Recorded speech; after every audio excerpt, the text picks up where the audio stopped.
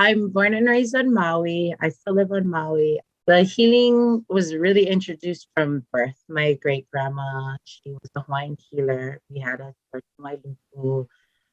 She's very well known for blessing all of the hotels in Lahaina and helping remove a lot of the spirits from them. Mhm. She's taught a lot of the younger generation about the Hawaiian culture. So she's definitely passed on the healing through the family and gave it a little bit to me. I've also had multiple uncles that have also done different like healing methods, either doing loaming of my old pool or all of that. And through all of those experiences in life, I feel like I've slowly, because it's been done to me so many different times, because my light, I guess, has always been so strong that I've always absorbed different, things in life that I've always been worked on from them. So just knowing and understanding what they're doing and understanding their methods and how they do it and why they do it is kind of helped guide me to where I am today. So I felt like I've always known that I've had this gift. It was just a little overwhelming when I was young. Spirits and definitely things moving, and you're like, oh, what's going on? But as I got older, I felt a little bit more comfortable to step into it. And well, of course, when you talked to me about Reiki and doing it, and at first it scared me, because I knew the whole world that I would open up to, and all of the different energies and stuff. But after doing it and getting the Reiki work, I knew that it was definitely something I would like to incorporate and kind of really do and understand and Do you share. remember that year that you said, hey, I want you to do a session on me? Do you remember what year that was? And like, what was the reason you initially wanted to get a session? It was, I believe, 2017. That year actually was very huge for me. I lost my great grandpa. I walked away from a really bad relationship. And it was more about wanting to understand why I felt amazing. Everybody's seen this, smile on my face, but inside of me, it was a whole different story. And I didn't understand why the two never, matched up. Yeah. Because I always feel like I'm, happy-go-lucky person, but on the inside, it was definitely not the same case. So yeah, I just wanted to figure out why and how to make the two, one. Yeah. And tell us a little bit more. I mean, you said you grew up on Maui, and I know that you're a mother and a daughter and a sister. So tell us a little bit about that. So yeah, growing up on Maui, I have a brother and a sister. My sister also does Reiki. She's going into massage therapy. And I have 2 kids of my own, plus 2 extra, I like to say. My it's oldest, like 2 Hanai kids and then 2 of your own. Yeah. Yes. Yeah. So my oldest is 22 and my youngest is 8. But they definitely have taught me a lot. My oldest, when she came into my life, she was 15 years old, moved to Hawaii from the mainland. So, understanding that teenagers and all of those different, behaviors and how they acted was really interesting. This year I'll be getting married. So that's really, I'm very excited about that. I met a really awesome man, and I felt like I was blessed because all of my guides and my ancestors have always asked to put a little of every one of them in him. And I feel that he definitely helps ground me in life and definitely understands where I want to go in life and understands what I want to do. And sometimes he looks at me crazy when I'm talking about my crystals or like my healing, but it's more like, babe, slow down, one step at a time. So I like that he kind of actually because I want to go. He's like, realize you only have 2 hands. So he definitely helps balance me out. So that's really nice. I love going to the beach on Maui and love going to Iao. It's where I do a lot of my cleansing. I also like to go to my grandpa's backyard. There's a big, beautiful mango tree under there that I feel where I can ground myself and I can connect with my grandpa and my ancestors. And it just, I like to do even sessions under there, even when I do distance Reiki or in person. Sometimes I feel like kids would prefer a little backyard setting where they're not, so overwhelmed by an office. So sometimes I bring them to the mango tree at my dad's house, and it's just gives that loving energy for my family that, we share so many picnics back there, so many dinners that you can just feel the love always back there. And when I'm having a rough day, I kind of like to go and touch the tree and be like, hey, can you hold this for me? Because I just, don't understand what's going on. And it's nice to sit there and process and be able to, connect with nature and have nature help me just understand and ground myself a whole lot better. I think trees are so overlooked. I feel like people don't realize, like, one, they have a soul. And I know this, this with past life regression. I've had many clients regress to the life they were a rock or a tree or a plant or something. So trees have so much wisdom because they've been around for thousands of years.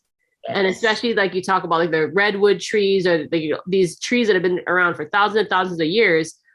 And they have so much wisdom and like tree DNA, I guess you could call it, or just like their energy. They just seen everything. They've been around for so long, so much knowledge, and they definitely know how to take your energy, your shitty energy, and just ground you. And then they kind of release that back into the earth, and then you feel better, Yes. So I think that's a really great tip is for people to be able to like either lean back on a tree and meditate or read a book, or just sit there, or they can put their hands on the tree and you actually can feel like pulse, like this energy, like almost like a heartbeat. I would say if you actually put your hand on a tree, you can feel this subtle energy, these vibrations happening. And it's really, really amazing and beautiful. It's hard for me to see when like, trees are cut down now, because I'm like, that was like a soul and the soul just transitioned.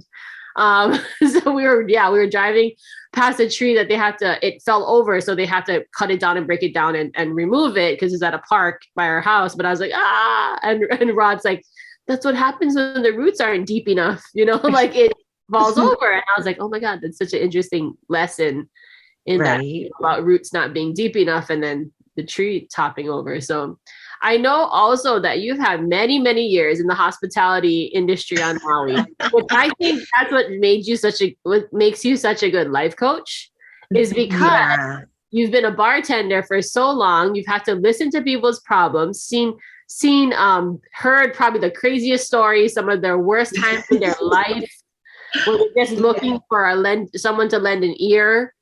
And so I feel like you've been doing off the cuff life coaching and not getting paid for it for many years. Yes. And it's something that I always joke about. I've bartended, gosh, how many years? It's been 18 years now that I've bartended. I started out in San Fran at a club. And back then you weren't really, coaching everybody, but then I moved home, working in a biker bar.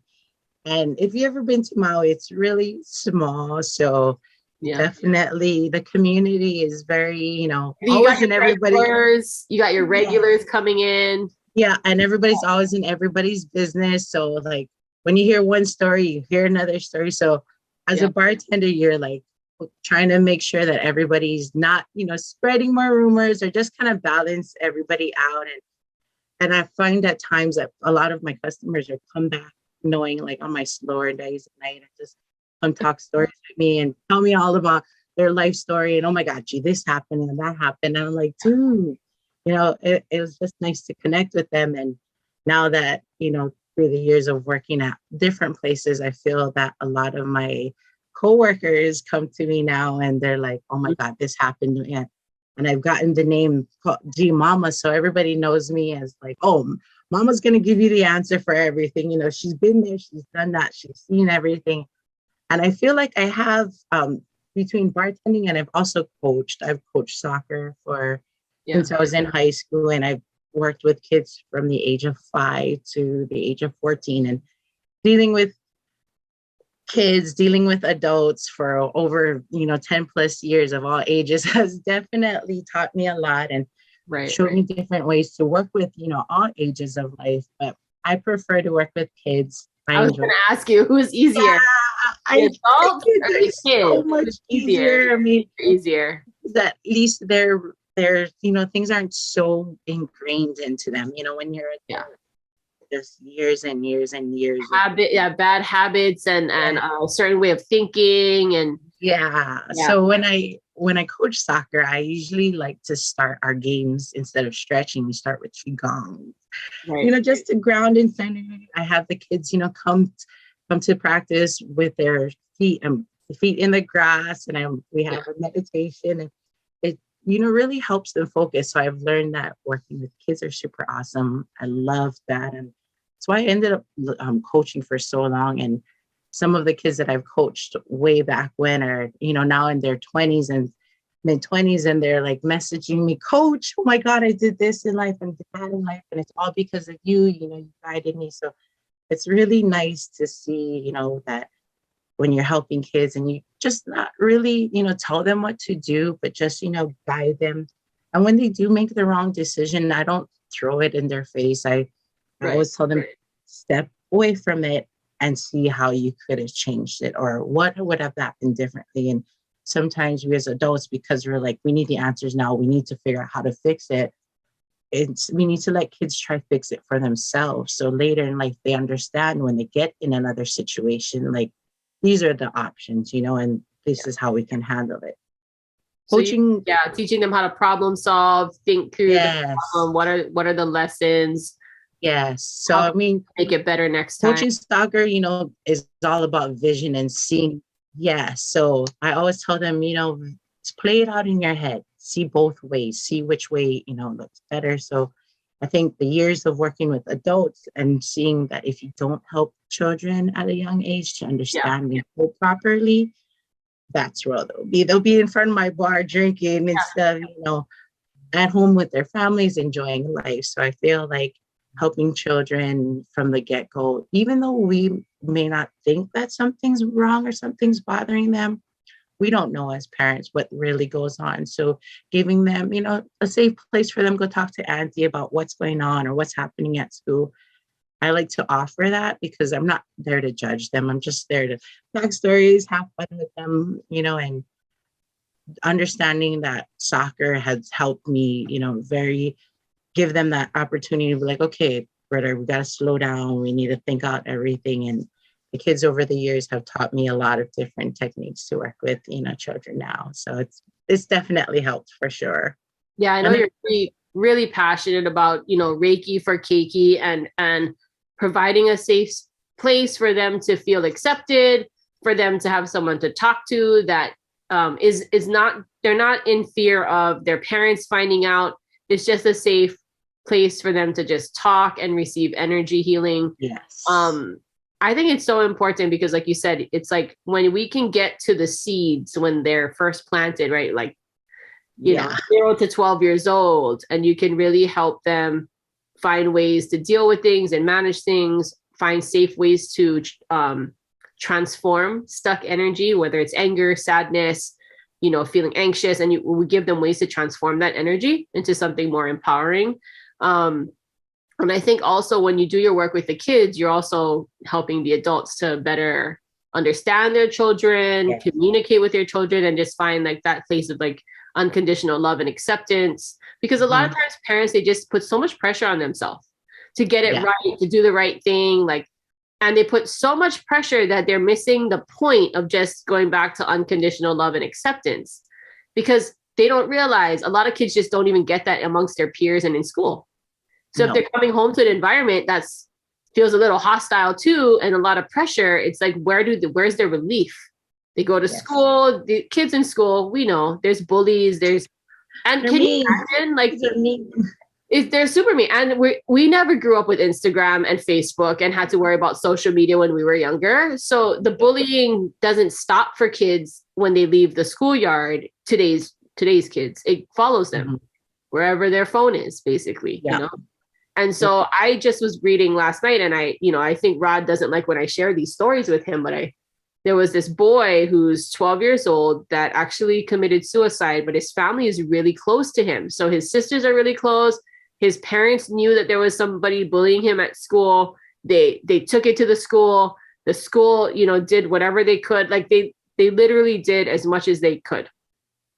But he said one of the last things he told us, he came home with a black eye one day and told his sisters, the parents had to ask him, who gave you the black eye, and all this stuff. And he's like, no, snitches get stitches. And this is what the kids are telling me. So I don't want to tell my parents, because at school, they make fun of you if you tell an adult, right? So he told his sisters about it, and they were trying to, get him help. And the mom would check in with him all the time. Like, are you feeling depressed? And he was like, no.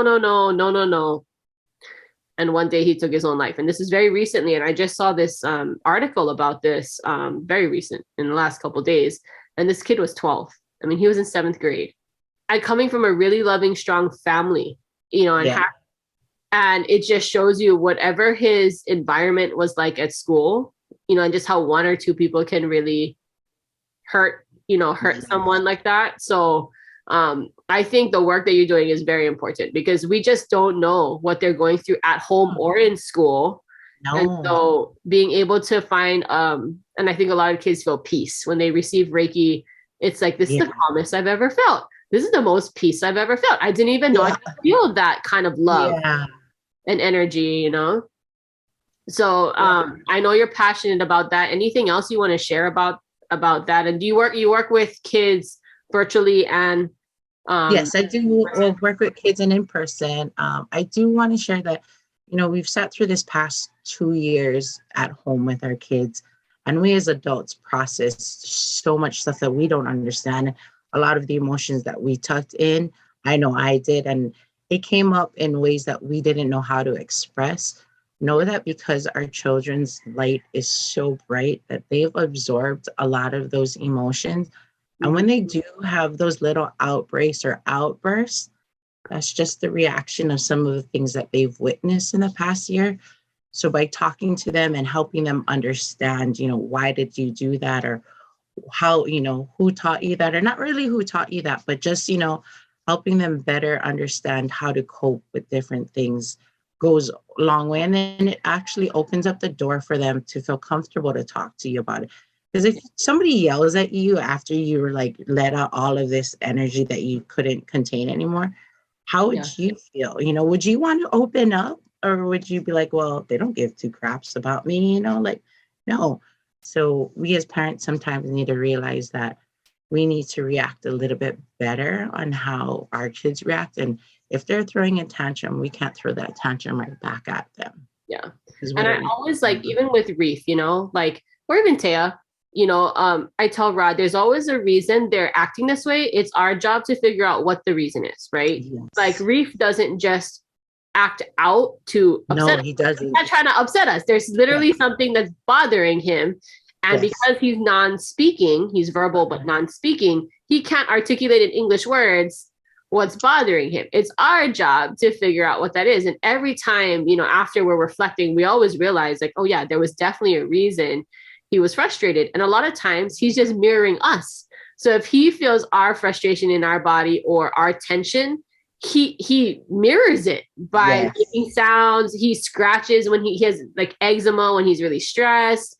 And so whenever I see him scratching a lot, I realize I'm very stressed.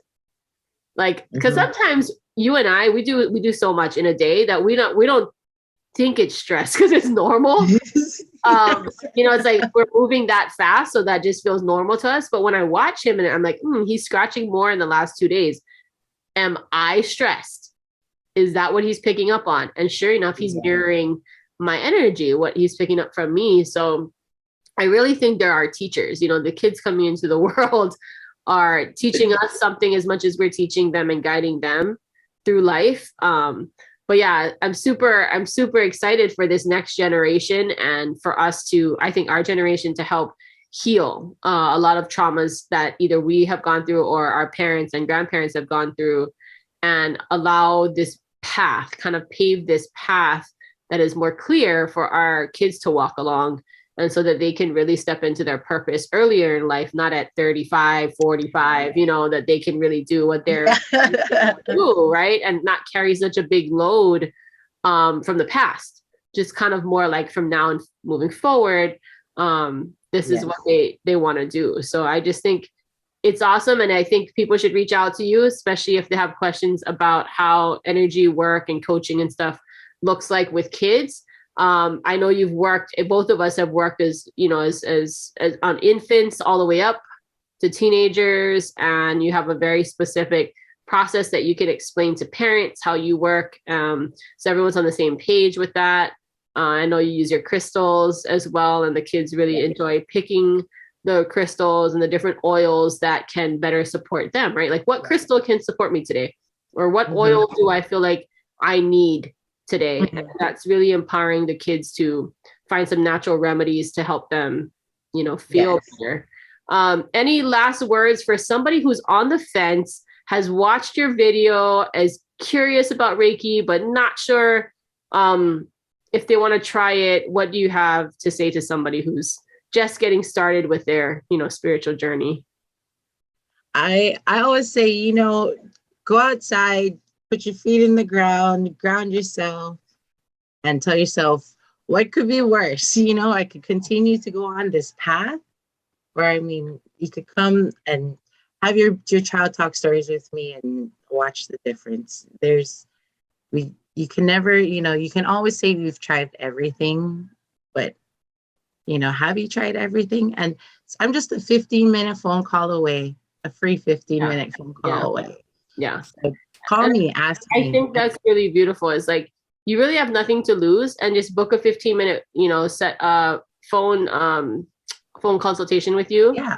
And they can see how your, you know, your process works. And I think kids love this stuff. It's the parents that need to get over it. Like, get out there. It's the parents who need to wrap their mind around it. Kids understand unconditional love when they feel it. So when they're closing their eyes and they're relaxed and they feel that love, there is no words that need to express anything else. It's just energy. It's just a beautiful energy exchange at that point. And they like that. Just like animals, kids are just so open and aware. They feel it so much more. Because they're not in their head about it. Yes. So, if you're a parent listening, you know, reach out to G, fill out the contact form. There's a button or a link. If you're watching this in YouTube, there's a link below. If you're on her page, just fill out that contact form and reach out and see how she can help honestly, help your child and help the relationship get even stronger between parent and child. Yeah. So thanks, everyone. Thanks, G, for being on. And I hope everyone reaches out to you and sets up that 15-minute phone call. All right, guys.